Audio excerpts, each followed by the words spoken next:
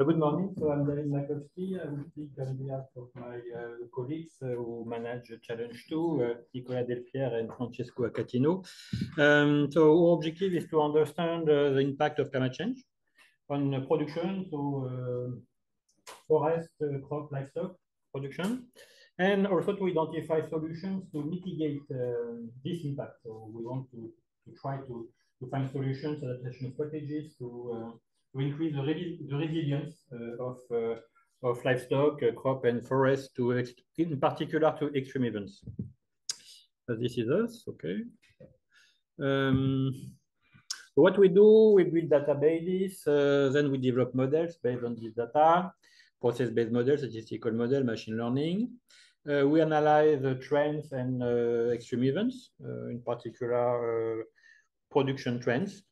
And we are involved in foresight studies and in optimization works. So I will focus on what we did recently this year, or last year. Actually, Nicolas told me that there is nothing new on forest because all the PhD students defended their thesis last year. So I will focus on crops and livestock. So on crops, last year we focused on the assessment of impacts of different types of changes of cultivated crop species. So we explore different types of changes. The first type of change is the substitution of one crop by another crop. So you have crop A somewhere and you replace crop A by crop B. And we address different substitutions like this. The first one was substitution of maize by soybean. So why it's potentially interesting? Because the demand for local soybean products is increasing in Europe, and we import most of the soybean grains from America. So the potential benefits of this kind of substitution in Europe would be self-sufficiency, but also reduction of nitrogen input because soybean is a legume, while maize is a cereal. And a legume does not require, in principle, nitrogen fertilization. But of course, in face of this potential benefit, there are potential issues like low soybean production in Europe because the climate conditions might not be very well suitable for soybean in Europe. It's a tropical species, soybean. And another potential issue is the water use, because if you replace one crop by another crop, maybe you will increase the water requirements. So this is a substitution maize soybean. So on one end, you have maize, high yields, high starch content, low protein content. And on the other end, you have uncertain yield in Europe for soybean, low starch content, but very high protein content. So this is a study we already presented in detail last year, so I will not spend too much time. But in this simulation study, we show that it will be possible to achieve a relatively high level of self-sufficiency for soybean in Europe under both historical and future climate conditions. We use data-driven models to project yields in Europe under different climate change scenarios. So you have the yield, the map here, the gradient of color corresponds to the yield levels. And the dashed lines show where in Europe we should preferentially grow soybean in order to achieve 50 or 100% of self-sufficiency. And we found that with the 5% to 10% of the cropland, this would be possible. This is attractive. Self-sufficiency of soybean in Europe seems possible. But there are several problems, and one problem we address this year is the water requirement. So what would be the impact for water use in Europe if we try to achieve this self-sufficiency? So this study was led by Ronnie Lowewood, and he used relatively simple water balance model. Using crop coefficients as well as climate inputs and yield inputs coming from the previous model used to make the yield projection in the future. And based on that, we found that, in fact, overall, this kind of substitution will increase the risk of water deficit by 30 to 60 millimeter per season, and you have the distribution of the estimated water deficit on the right here. So the water deficit will be increased in particular in France. However, this estimate is relatively uncertain because if you look at the reason why it will increase the water deficit, the main reason is the root depth. And the root depth is estimated to be lower for soybean than maize. However, it seems that this root depth estimation is uncertain, so we don't have a lot of data on root depth and so on. So we are now exploring, in fact, more precisely the consequence of this assumption. Another type of substitution, so you may have heard about it, is the substitution of maize by sorghum. So sorghum is a species adapted to dry conditions. So you can expect a reduction of water use if you replace maize by sorghum. However, again, there are some potential issues.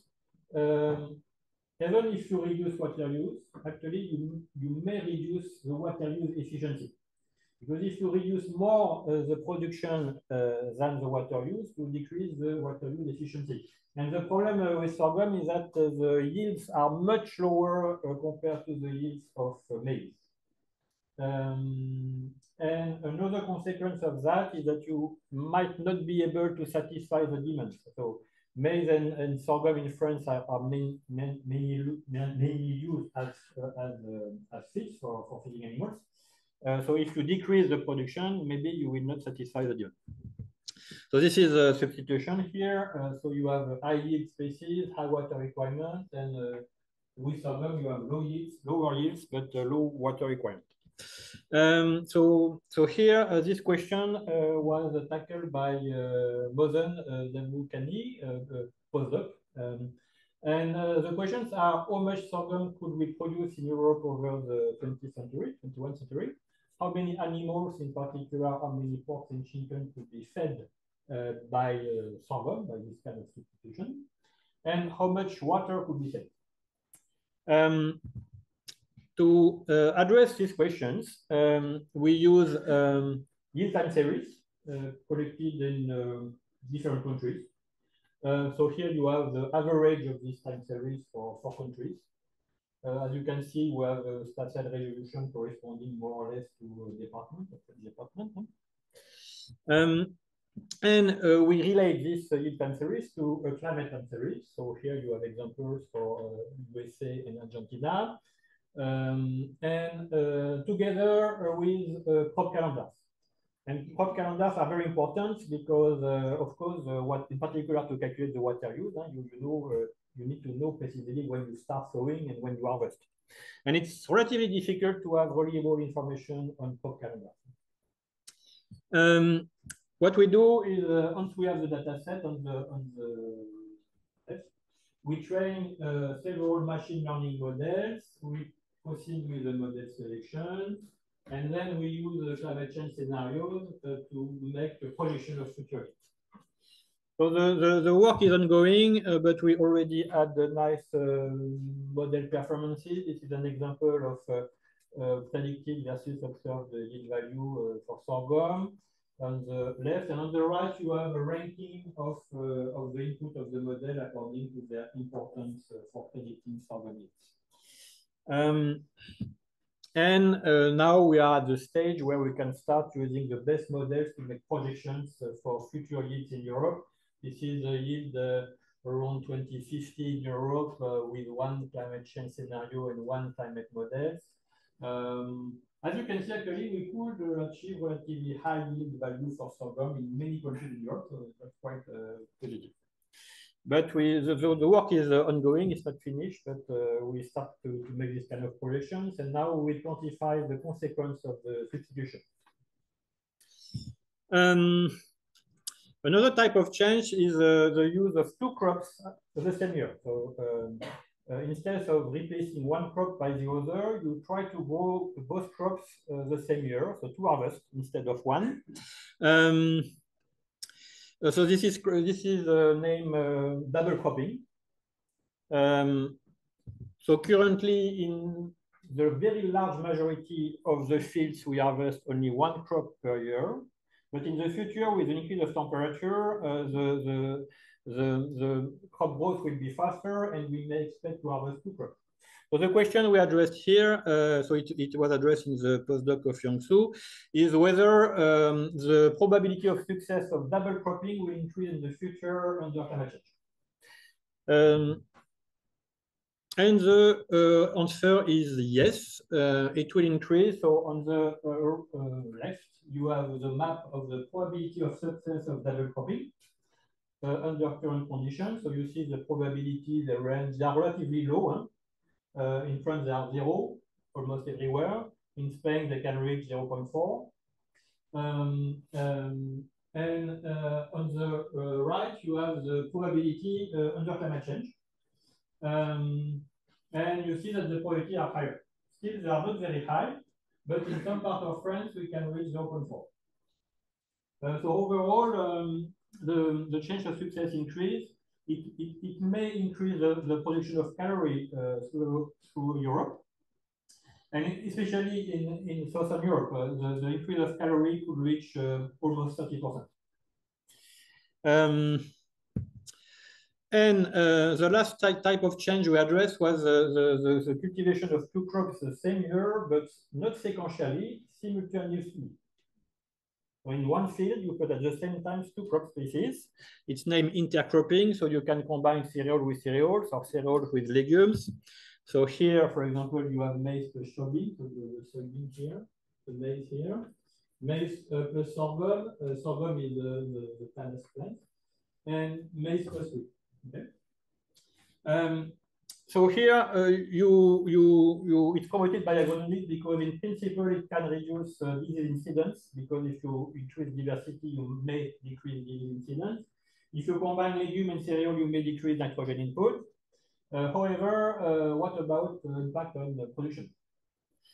So we did a meta-analysis with colleagues from different countries, collecting experiments where they compare monocropping and intercropping with yield measurements, and we found that overall it seems possible to save 20% of land to reach the same level of production. So it seems promising, and it seems promising, especially if you want to increase the soybean production in Europe without decreasing too much the maize production in Europe. Why? Because if you are able to do intercropping of maize and soybean, you will save land. And in this case, you may become self-sufficient without decreasing too much the maize production. And as we have seen that we need 10% of croplands to be self-sufficient, with the 20% of land saving, maybe it will be possible to achieve this self-sufficiency without decreasing maize production. And this is currently addressed by Mathilde, postdoc Mathilde Chen, who use more or less the same approach as for sorghum, but to simulate maize and soybean in Europe under climate change, and trying to see whether with intercropping we could produce both crops together in Europe. Okay, so I will finish with a perspective with the production concerning the livestock part. So here it's a work, the result of a work published in Landscape Ecology by a postdoc, Yang-Shi. And here the question was about the trade-off between ecosystem services. The idea was to try to maximize carbon sequestration in France, but with constraints on other services like crop production, livestock production, timber production, and so on. And what they did is to do this optimization using a different scale. For example, on the left, they did the optimization at the small region scale. Then they did the optimization at the department scale, then at the regional scale, and then at the national scale. It means that the constraints on ecosystem services were satisfied at the national scale, regional scale, department scale, etc. Okay? And yes. And the results show that, of course, if you have constraints at a very broad scale, like national scales, you are able to increase much more the carbon sequestration because you have more room to do the optimization. But at the same time, if you look at the ecosystem services, the variability of the ecosystem services is much larger. So here on the right is the variation of crop production. So there is a constraint on crop production. We don't want to decrease crop production. So in average in France it's 0. But if you optimize, if you put these constraints at the national scale, you will decrease production in some part of France and increase it in other part of France. While if the constraint is at smaller scales, then the variability is much smaller because there are less room for optimization. Another production concerning livestock was this project, again at the French scale. So the idea here was to see the robustness of agricultural systems combining crop and livestock in a situation where you decrease synthetic fertilizers like nitrogen, mineral nitrogen fertilizers. So the idea was to see what were the systems that were most resilient, and they used some statistical model and clustering approach to identify the clusters in France, the region of France that are the most resilient and the least resilient. And they found that the most resilient part of France where the parts were combined with relatively diversified systems combining pasture, crop production, and livestock, together with a relatively high density of ruminants in order to be able to substitute the decrease of synthetic fertilizer by an increase of organic fertilization. The last one is about the strategy for future meat production in one region in Portugal.